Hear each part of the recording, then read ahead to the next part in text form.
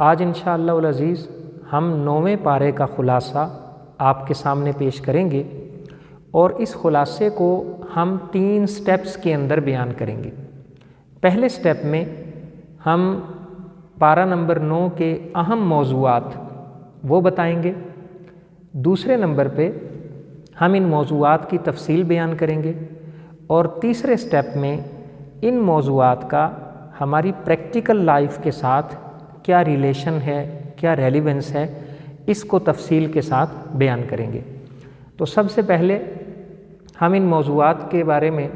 جاننے کی کوشش کرتے ہیں۔ تو پارہ نمبر 9 میں ابتدائی حصہ سورہ اعراف اور اگلا حصہ سورہ انفال پر مشتمل ہے۔ سورہ اعراف کے اندر جو اہم موضوعات ہیں ان میں حضرت موسیٰ علیہ السلام کا جادوگروں کے ساتھ وہ جو مکالمہ اور مباحثہ ہوا اور پھر جادوگر ایمان لے آئے،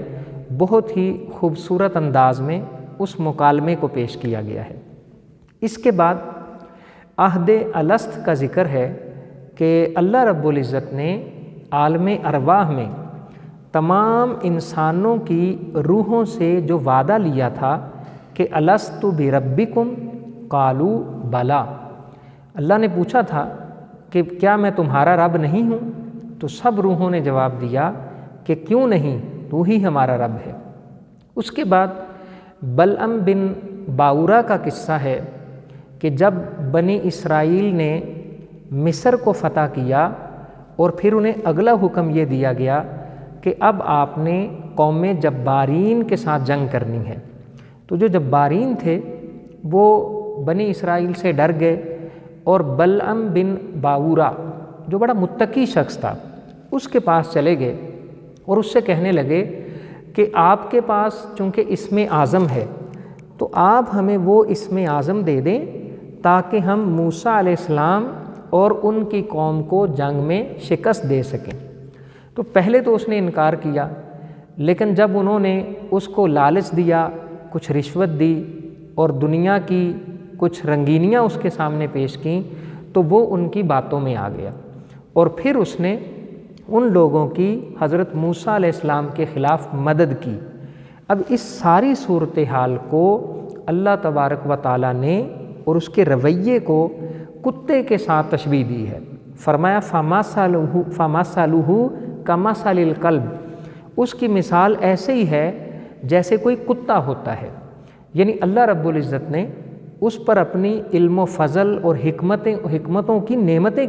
دی ہوئی تھیں، لیکن اس نے ان نعمتوں کی قدر نہ کی اور تھوڑے سے پیسوں کے لیے رشوت کے ذریعے وہ حق کا ساتھ چھوڑ کے تو باطل کا ساتھ دینے پر تیار ہو گیا۔ اس کے بعد کفار کو کہا گیا کہ اولئک کالانعام بل ہم اضل، کہ کفار جو ہیں ان کی مثال ایسے ہی ہے جیسے جانور ہوتے ہیں۔ جیسے جانور سوچتے نہیں ہیں، سمجھتے نہیں ہیں، اسی طرح کفار کو جانوروں کے ساتھ تشبیہ دی گئی ہے۔ اس کے بعد قیامت کے متعلق بتایا گیا کہ قیامت کا علم اللہ رب العزت کے علاوہ کسی اور کو نہیں ہے۔ پھر قرآن مجید کی عظمت بیان کی گئی اور اگلا حصہ جو سورہ انفال پر مشتمل ہے اس میں 3 اہم باتیں بیان کی گئی ہیں۔ پہلی بات غزوہ بدر اور مال غنیمت کا حکم دیا گیا، چونکہ یہ مسلمانوں کا باقاعدہ فارمل جنگ کا پہلا ایکسپیرینس تھا، اس لیے مال غنیمت کی تقسیم کا جاہلیت والا ہی قاعدہ موجود تھا۔ ابھی تک اللہ رب العزت کی طرف سے کوئی پراپر احکامات نہیں آئے تھے، تو اس میں مال غنیمت کا طریقہ ایکسپلین کیا گیا۔ اس کے بعد دوسرے موضوع میں مومنین کی 5 خصوصی صفات بیان کی گئیں سورہ انفال کی ابتدا میں، اور پھر اس حصے میں سورہ انفال میں 6 بار مومنین سے خطاب کیا گیا۔ اس کی تفصیل انشاءاللہ ہم آگے دیکھتے ہیں۔ مومنین کی 5 جو صفات بیان کی گئیں ان میں یہ کہ ان کے دل اللہ کے ذکر سے ڈر جاتے ہیں اور جب تلاوت کی جاتی ہے تو ان کا ایمان بڑھ جاتا ہے، وہ اللہ رب العزت پر توکل اور بھروسہ کرتے ہیں، وہ نماز قائم کرتے ہیں اور اللہ کے راستے میں انفاق یعنی خرچ کرتے ہیں۔ اسی طرح 6 بار مومنوں سے اے ایمان والو کہہ کر خطاب کیا گیا۔ اے ایمان والو، میدان جنگ میں کفار کے مقابلے میں پیٹھ مت پھیرو۔ نمبر 2، اے ایمان والو اللہ اور اس کے رسول کی اطاعت کرو۔ نمبر 3، اے ایمان والو اللہ اور اس کا رسول جب کسی کام کے لیے بلائیں تو ان کا حکم قبول کرو۔ چوتھے نمبر پہ فرمایا یا ایھا الذین آمنوا لا تخونوا اللہ والرسول وتخونوا اماناتکم وانتم تعلمون، کہ اللہ اس کے رسول اور اپنی امانتوں میں خیانت نہ کرو۔ پانچویں نمبر پہ فرمایا کہ ان تتقوا اللہ یجعل لکم فرقانا، اگر تم تقوی، پرہیزگاری اور اللہ رب العزت کا خوف اپنے دل میں بسا لو گے تو اللہ رب العزت تمہارے لیے ایک فرقان پیدا فرما دے گا، تمہیں حق اور باطل کے درمیان فرق کرنے والی قوت اور تمیز عطا فرما دے گا اور تمہارے گناہوں کو معاف کر دے گا۔ اور چھٹی مرتبہ یہ فرمایا کہ جب تمہارا دشمن کے ساتھ مقابلہ ہو تو ثابت قدم رہو اور اللہ رب العزت کو کثرت سے یاد کرو۔ یہ 6 بار مومنین سے خطاب کر کے ان کو اہم احکامات دیے گئے۔ اب ہم دیکھتے ہیں کہ ان مضامین کا اور ان موضوعات کا ہماری عملی زندگی کے ساتھ کیا تعلق ہے۔ سب سے پہلے حضرت موسیٰ علیہ السلام کا جو واقعہ ہے اس سے ہمارے لیے رہنمائی یہ ہے کہ جب کبھی ہمارے سامنے حق بات واضح ہو جائے، جب کبھی ہمیں پتہ چل جائے کہ ہم غلط موقف اختیار کیے ہوئے ہیں اور ہمارا مد مقابل صحیح راستے پہ ہے، صحیح موقف اختیار کیے ہوئے ہے، تو ہمیں اپنی ہٹ درمی، اپنی ضد اور اپنی انا کو چھوڑ کے صحیح بات کو تسلیم کر لینا چاہیے، جیسے ان جادوگروں نے کر لیا تھا۔ دوسرے نمبر پہ وہ جو ہم نے اللہ رب العزت سے عالم ارواح کے اندر عہد کیا تھا کہ الست بربکم قالوا بلی،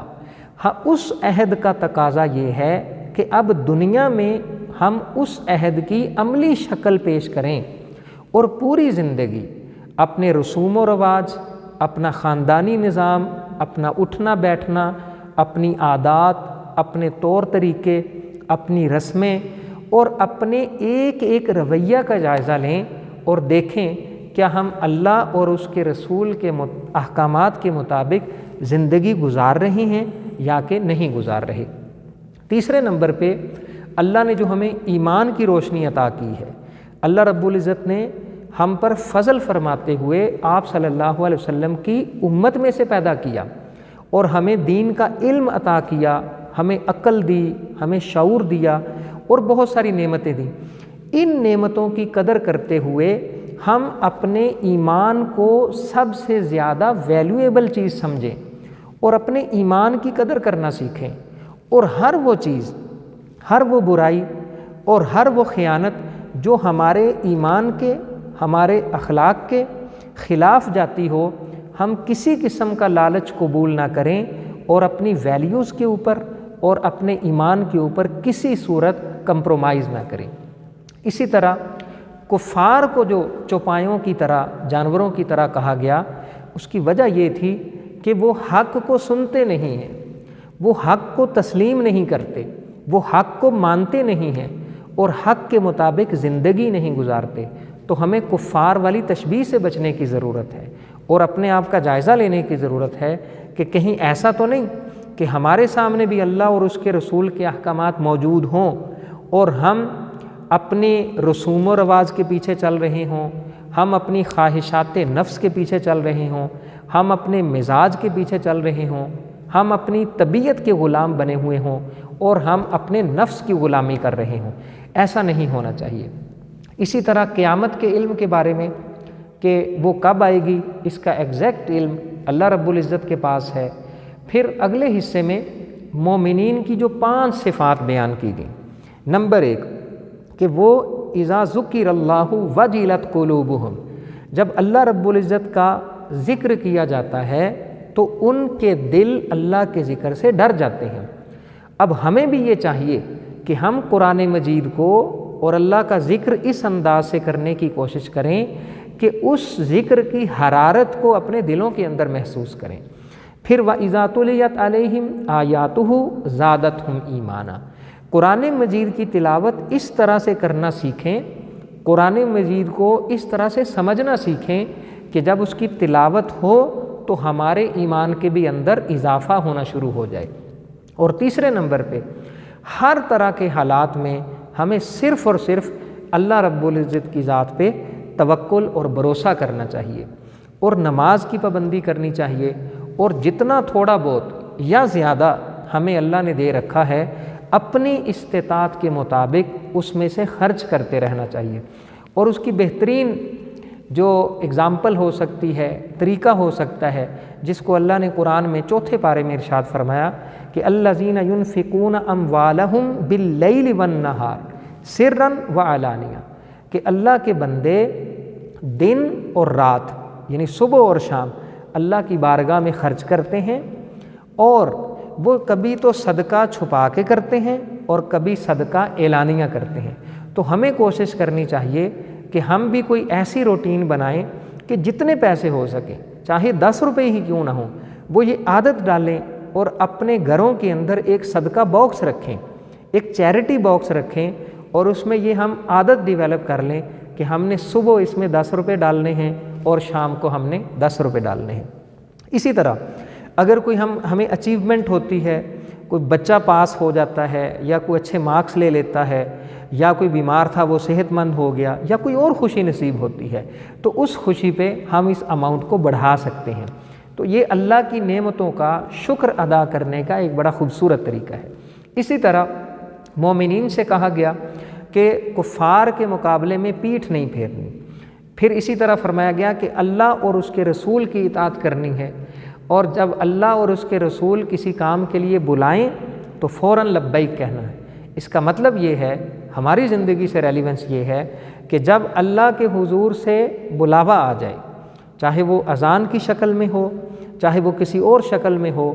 وہ قرآن مجید کی تلاوت کی شکل میں ہو، تو جب اذان کی آواز آ جائے تو پھر ہم نماز کی پابندی کرنے کی کوشش کریں، سارے کام چھوڑ دیں اور نماز کے لیے جائیں۔ اسی طرح اپنی روٹین میں شامل کریں کہ قرآن مجید کی تلاوت کریں، اور اسی طرح تزکیہ نفس کے اوپر بطور خاص کوئی نہ کوئی کتاب کا ہم مطالعہ کرتے رہیں۔ اسی طرح امانت میں خیانت نہ کرنے کی تلقین ہے۔ دیکھیں اللہ اور اس کے رسول کے ساتھ خیانت کیا ہوگی کہ اللہ اور اس کے رسول کے احکامات کے مطابق زندگی نہ گزارنا، یہ خیانت ہے۔ اور آپس میں اگر کوئی ہمارے پاس امانت رکھوائے، کوئی ہم سے مشورہ لے، کوئی ہمیں راز بتا دے، یا کوئی ہمیں کوئی قرض کا لین دین ہو، یا کوئی بھی اس کی شکل ہو سکتی ہے، تو ان وعدوں کو، ان کمٹمنٹس کو ہم کبھی بریک نہ کریں اور ان کو فلفل کرنے کی کوشش کریں۔ اسی طریقے سے ایک اصول دے دیا گیا کہ یا ایھا الذین آمنوا ان تتقوا اللہ یجعل لکم فرقانا ویکفر عنکم سیئاتکم ویغفر لکم واللہ ذو الفضل العظیم، کہ اگر تم تقوی اور پرہیزگاری والی زندگی اختیار کرو گے تو اللہ رب العزت تمہیں اپنی طرف سے ایک ایسی قوت عطا فرمائے گا، ایک ایسی رحمت دے دے گا، ایک ایسی نعمت عطا فرمائے گا کہ تمہیں نیکی اور بدی، حق اور باطل، غلط اور صحیح، خیر اور شر، ان کے درمیان خود بخود تمہیں بغیر کسی کنفیوژن کے فرق نظر آنا شروع ہو جائے گا۔ یہ اللہ رب العزت کی بہت بڑی نعمت ہے۔ اور آخر میں پھر فرمایا کہ جب دشمن کے ساتھ مقابلہ ہو تو اس میں ثابت قدم رہنا ہے۔ اللہ رب العزت سے دعا ہے کہ ہمیں قرآن مجید کو سمجھنے اور اس پر عمل کی توفیق عطا فرمائے۔ وما علیہ الا البلاغ۔